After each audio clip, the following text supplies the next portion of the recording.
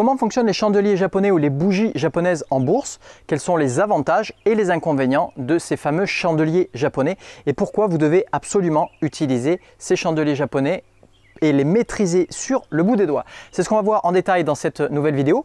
Juste avant, cliquez sur le bouton s'abonner pour rejoindre les autres traders gagnants abonnés à Bourse Ensemble et pour pouvoir recevoir les prochaines vidéos.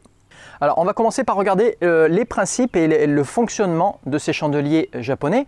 Donc, ces chandeliers, cette appellation permet en fait de représenter l'évolution des cours d'une action ou de tout autre produit de bourse, d'accord, sur une échelle de temps bien précise. Alors, il existe plusieurs façons de représenter les cours de bourse, comme il existe plusieurs façons aussi dans une interface graphique ou sur une plateforme de trading.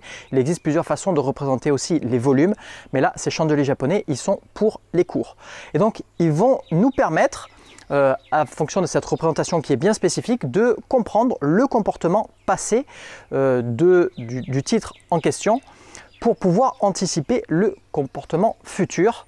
Et donc ce comportement qui va se répéter à de nombreuses reprises, et c'est là où on retrouve l'aspect fractal des marchés boursiers. Donc à travers les chandeliers japonais, vous avez 5 informations en une. Vous allez trouver sur d'autres vidéos, des fois c'est 3 informations, 4 informations, etc. Non, il existe véritablement 5 informations qui sont disponibles au travers des chandeliers japonais. Premièrement, vous avez une information sur le sens ou la direction du cours pendant la période donnée, c'est-à-dire si c'est une hausse ou si une baisse.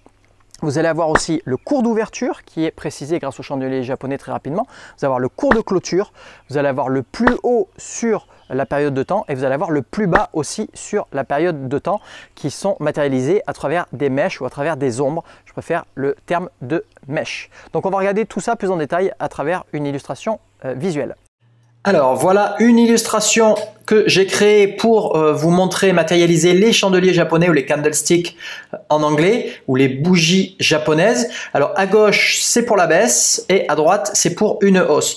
Alors la baisse ici avec le corps rose, donc ça c'est pour une baisse. Plus traditionnellement vous allez trouver plutôt des chandeliers rouges, matérialisation en rouge pour les baisses et une matérialisation en vert pour les hausses, peu importe les couleurs, tant que vous êtes clair dessus, il n'y a pas de souci de ce côté-là. Donc là j'ai les baisses en rose et les hausses en bleu.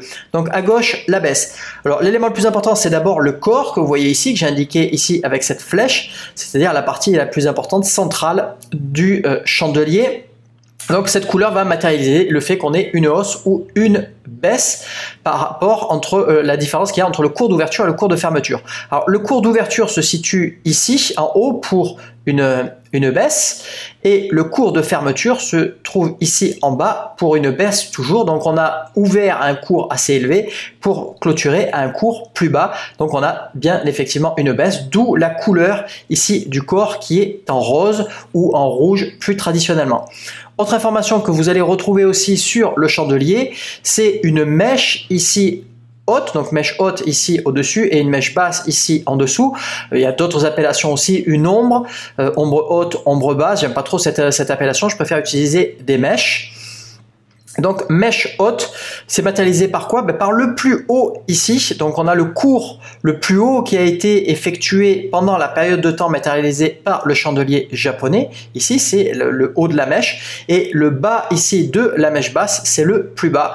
Donc la longueur de cette mèche ici basse ou pour la mèche haute indique la différence qu'il y a eu et nous montrer un petit peu l'amplitude qu'il y a eu, s'il y a eu beaucoup de mouvements ou pas pendant la période de temps matérialisé par le chandelier. Donc plus la mèche va être longue et plus il y a eu de la volatilité, plus la mèche va être courte et moins il y a eu de volatilité. Donc ça c'est pour les chandeliers baissiers. Pour les chandeliers haussiers ici, donc matérialisés en bleu, ce que j'utilise en général, vous allez trouver de manière plus classique matérialisation en vert. Et cette fois-ci la différence, la seule et unique différence, c'est le cours d'ouverture, le cours de fermeture. Bien entendu, si on a eu de hausse, c'est qu'on a ouvert plus bas que ce qu'on a fermé. Donc là, le cours d'ouverture se trouve ici en bas et le cours de fermeture se trouve ici en haut. C'est pile poil l'inverse de ce qu'il y a sur un chandelier baissier. Au niveau des mèches, mèche haute, mèche basse, il n'y a rien qui change. Et le plus haut et le plus bas non plus, il n'y a rien qui change. Alors maintenant, quels sont les avantages des chandeliers japonais? Il y a au moins 5 informations déjà en une, donc ça c'est un gros avantage parce que la plupart des autres représentations ne vont pas pouvoir vous permettre d'avoir autant d'informations en un seul éléments. Et en fait, il y en a encore plus que ça même, puisque vous allez avoir d'autres informations avec le fait qu'il n'y ait pas de mèche par exemple, ou le fait qu'il y ait des longues mèches, ou le fait qu'il y ait eu un gap. Ça, vous allez pouvoir le voir aussi facilement avec les chandeliers japonais. Vous allez voir aussi qu'en combinant plusieurs chandeliers japonais, vous allez obtenir ce qu'on appelle des patterns de chandeliers japonais. On ne va pas voir tout ça dans cette vidéo, dans cette représentation-là. On verra tout ça dans d'autres vidéos par la suite. Mais vous n'avez pas ces informations-là, par exemple, avec d'autres représentations comme les points, les lignes points, les barres, les histogrammes, etc. Deuxième avantage des chandeliers japonais, c'est qu'ils sont universels et qu'ils fonctionnent sur n'importe quelle échelle de temps, peu importe que vous travaillez en intraday, en journalier, en hebdomadaire, même en mensuel, en annuel, etc. Donc il y a deux gros avantages à utiliser les chandeliers japonais par rapport aux autres représentations des cours dans une plateforme de trading ou une plateforme graphique boursière. Par contre, il y a quelques inconvénients aussi quand même, c'est que au travers de ces chandeliers japonais, vous n'avez pas l'information sur les volumes. L'info donc elle est partielle, mais c'est pas forcément dû au chandelier japonais. De toute façon, c'est dû au fait que vous allez avoir différents indicateurs, notamment sur les cours et sur les volumes. Et donc les chandeliers japonais ne vont pas couvrir les volumes.